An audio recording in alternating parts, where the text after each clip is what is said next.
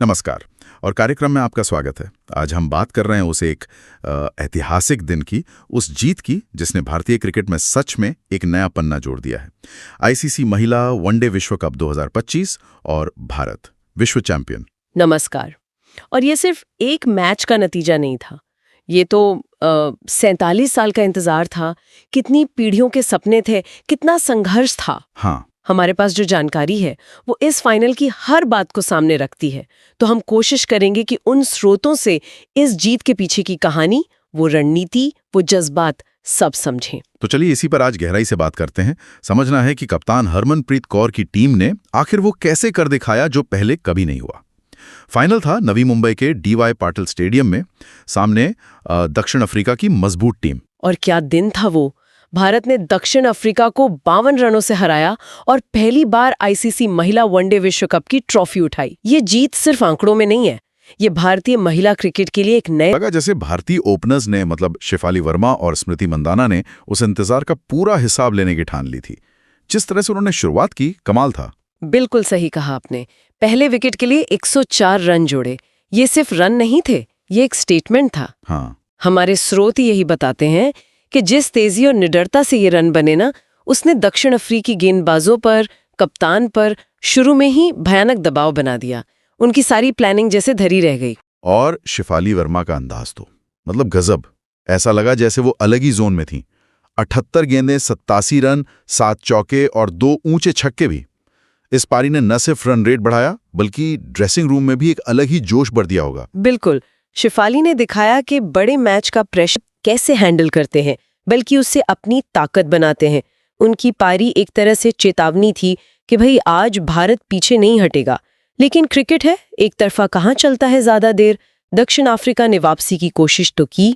हाँ, 104 पर पहला विकेट गिरा और फिर दक्षिण अफ्रीकी गेंदबाजों ने थोड़ा शिकंजा कसा। आयाबोंगा खाका अनुभवी हैं, उन्होंने 3 अहम विकेट लिए और नॉनकुलुलेको मलाबा ने भी किफायती गेंदबाजी की। 1 विकेट उनको मिला। रन थोड़े रुक गए और उसी दबाव में भारत को एक बड़ा झटका लगा। कप्तान हरमनप्रीत कौर सिर्फ 20 रन बनाकर आउट हो गईं। वो जो बीच के ओवर्स थे, वहां थोड़ी चिंता तो हुई होगी भारतीय खेमे में। स्कोर चल रहा था पर विकेट गिर रहे थे, रन रेट पर असर पड़। इस बार कहानी लिखी दीप्ति शर्मा और ऋचा घोष ने। जब टीम को एक पार्टनरशिप चाहिए थी, इन दोनों ने जिम्मेदारी ली। दीप्ति शर्मा ने पहले तो पारी को संभाला, थोड़ा धैर्य दिखाया, और फिर जब सेट हो गई तो रन बनाने की गति भी बढ़ाई। उनका अनुभव साफ नजर आया। सिर्फ स्ट्राइक रोटेट नहीं की, खराब गेंदों को बाउंड्री के बाहर भी भेजा। और इसी बीच अपना तीसरा वनडे अर्धशतक भी पूरा किया। 58 रन की बहुत बहुत महत्वपूर्ण पारी। और दूसरे एंड पर थी युवा ऋचा घोष। उन्होंने दीप्ति का क्या खूब साथ निभाया। अपने नेचुरल अंदाज में आक्रामक बैटिंग की। सिर्फ 24 गेंदों में 34 रन बना दिए, कुछ बेहतरीन शॉट्स लगाए। इस तेज पारी ने प्रेशर वापस दक्षिण अफ्रीका पर डाल दिया। बिल्कुल, उन दोनों के बीच की वो साझेदारी बहुत जरूरी थी। उसने ना सिर्फ भारत को मुश्किल से निकाला, बल्कि स्कोर को एक ऐसी मजबूत स्थिति में पहुंचा दिया जहां से गेंदबाज खुलकर खेल सके। और इसी वजह से भारत ने 50 ओवर में 7 विकेट पर 298 रन बना डाले। 298 रन्स की। लेकिन भारतीय गेंदबाजों के इरादे तो कुछ और ही थे। शुरू में पेसर्स ने अच्छी गेंदबाजी की, पर असली कहानी तो स्पिनर्स ने लिखी। जैसे जैसे गेंद पुरानी हुई, पिच से मदद मिलने लगी और फिर आई दीप्ति शर्मा, इस बार गेंद लेकर। और क्या दिन था उनके लिए। पहले बल्ले से 50 और फिर गेंद हाथ में आई तो मैच ही पलट दिया। इसे कहते हैं परफेक्ट ऑलराउंड परफॉर्मेंस। बिल्कुल, उन्होंने अपनी स्पिन का ऐसा जाल बिछाया कि दक्षिण अफ्रीकी मिडिल ऑर्डर उसमें फंस कर रह गया। एक के बाद एक विकेट। लौरा वॉलवॉट बस देखती रह गई दूसरे छोर पर। दीप्ति ने सिर्फ 39 रन दिए और 5 विकेट ले लिए। ये उनके वनडे करियर का बेस्ट बॉलिंग फिगर था, और वो भी वर्ल्ड कप फाइनल में। मतलब इससे बेहतर क्या हो सकता है। अविश्वसनीय।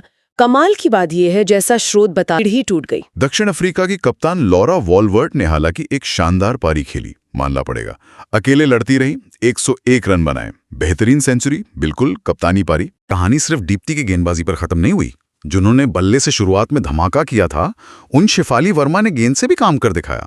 उन्होंने 2 बहुत जरूरी विकेट लिए। हाँ, वो शेफाली की गेंदबाजी जैसे बोनस मिल गया।